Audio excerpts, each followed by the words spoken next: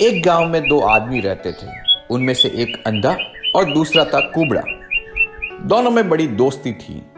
दोनों कहीं आने जाने से लाचार थे। अंधा देख नहीं सकता था और कुबड़ा अपने कुबड़ के कारण ज्यादा चल नहीं सकता था। इसलिए दोनों आसपास बैठ इधर उधर की बातें करते और गप लगाते थे।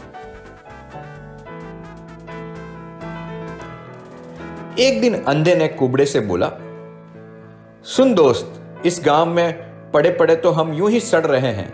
चलो कहीं बाहर चलें। भगवान की कृपा हुई तो कुछ ना कुछ हाथ लग ही जाएगा।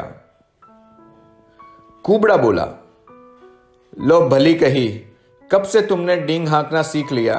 भाई मेरे तुम अंधे हो और मैं कुबड़ा, हम दोनों चल ही नहीं सकते, फिर बताओ जाएंगे कैसे? अंधा हंसा और बोला, पहले मेरी बात तो सुनो। तुम तो अपनी हाँकते हो। देखो मेरे पास एक तरकीब है। मैं तुम्हें अपने कंधे पर बैठा लूंगा। तुम मुझे रास्ता बताना। जब मेरे पास पैर है, तुम्हारे पास आंखें, तो सोच किस बात की? बोलो, क्या मैं गलत कह रहा हूं?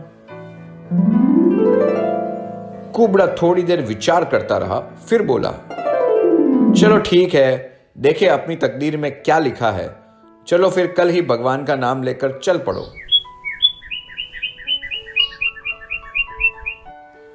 दूसरे दिन दोनों मित्र अपनी तकदीर आजमाने निकल पड़े। अंधे ने कुबड़े को अपने कंधे पर बैठाया और निकल पड़ा। कुबड़ा अंधे को रास्ता दिखाता और अंधा उस रास्ते पे चलता। रास्ते में कुबड़े को एक रस्सी दिखाई दी।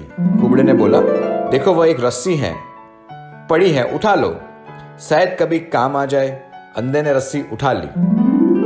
कुछ देर और आगे बढ़ने पर उन्हें एक बड़ा सा कछुआ दिखाई दिया। कुबड़ा बोला, देखो वह कछुआ जा रहा है। अंधा बोला, भाई उसे भी पकड़ ले, पता नहीं कब काम आ जाए। कुबड़े ने उतर की कछुआ भी पकड़ लिया। ऐसे ही चलते चलते रास्ते में उनको एक ढोल और एक चिमटा पड़ा मिला। दोनों ने उसे भी नहीं छोड़ा, उसे भी ले लिया। चलते चलते दोनों एक जंगल में पहुंच गए। तब तक शाम हो गई थी। दोनों को रात बिताने की चिंता सताने लगी। अचानक कुबड़े को एक खंडर जैसा मकान दिखाई दिया। अंधे ने कहा, भाई शाम हो गई है, मेरे पैर थक गए हैं, चलते चलते अब कुछ देर आराम कर लिया जाए। कुबड़ा बोला, ठीक है, वहां सामने एक मकान दिखाई दे रहा है, चलो वहीं पर शरण ले लें आज की रात।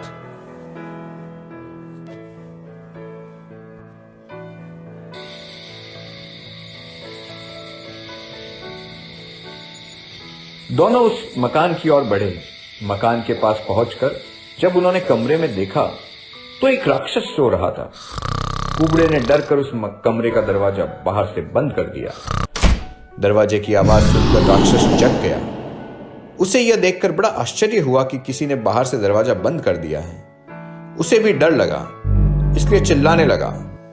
राक्षस का चिल्लाना सुनकर दोनों मित्रों ने एक साथ जोर से बोला, देखो प्यारे, चीखना चिल्लाना बंद, सब बेकार है। हम लोग तुमसे भी बड़े बड़े राक्षस हैं। तुम्हारी चीखों में कोई दम नहीं है।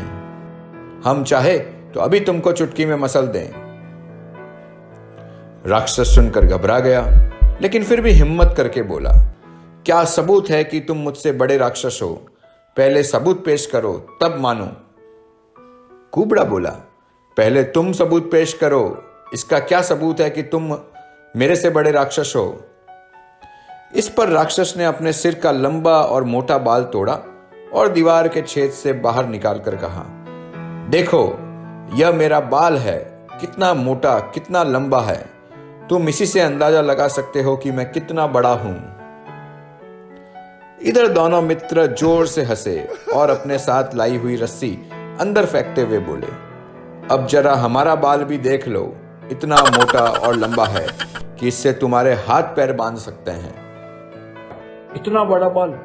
उधर बाहर से अंधा बोला, अच्छा बाल तो देख लिया, अब अपने सिर की जूं निकाल कर बताओ, कितनी बड़ी जूं है तुम्हारे सिर में। राक्षस ने अपने सिर से जूं निकाली और बाहर फेंक दी। इस पर कुबड़े ने अपने साथ लाए कछुए को अंदर फेंकते हुए बोला, अब हमारी भी जूं भी देख लो, तुम्हारी जूं को तो मैंने चुटकी में मसल दिया। इधर अंदर कछुए को जूं समझकर राक्षस के तो होश उड़ गए। उसे गुस्सा आया। उसने कछुए को दोनों हाथों से मसलना चाहा, पर मजबूत खाल के कारण कछुआ टस से मस नहीं हुआ। राक्षस घबराया और सोचा, जिसके सिर की जू इतनी बड़ी होगी तो वो राक्षस कितना बड़ा होगा। राक्षस अभी सोच ही रहा था कि कुबड़े ने अपने साथ लाए चिमटे को कमरे में फेंका और कहा, लगे हाथ हमारे नाखून को भी देख लो। चिमटे को नाखून समझकर राक्षस और डर गया। अगले पल अंधे ने अपने साथ लाया ढोल भी बजाया। कुबड़े ने बोला, मैं ताली बजा रहा हूं, अब हमारी ताली का जवाब ताली बजाकर दिखाओ। ढोल की आवाज को ताली समझ बैठने वाले राक्षस को अब डर से बुरा हाल हो गया था। वह घबरा गया। उसने तरकीब सोची और कहा, अच्छा सुनो, अगर तुम मुझे यहाँ से सही सलामत जाने दो तो मैं तुम्हें अपना सारा खजाना सौंप जाऊंगा। मुझे मत मारो, बस दरवाजा खोल दो, मैं चला जाऊंगा। अंधे और कुबड़े को और क्या चाहिए था। उन्होंने कहा, ठीक है, हम तुम्हारी जान बख्शते हैं, पर ध्यान रखना दरवाजा खोलते ही सीधे भागना, पीछे मुड़कर मत देखना वरना तुम्हारी खैर नहीं। राक्षस ने कहा, जो आपका हुक्म। अगले पल ही कुबड़े ने दरवाजा खोला। राक्षस दुम दबाकर भाग गया। राक्षस के जाने के बाद दोनों मित्र कमरे में गए। मां का सारा खजाना गठरी में बांधा और घर की राह पकड़ ली।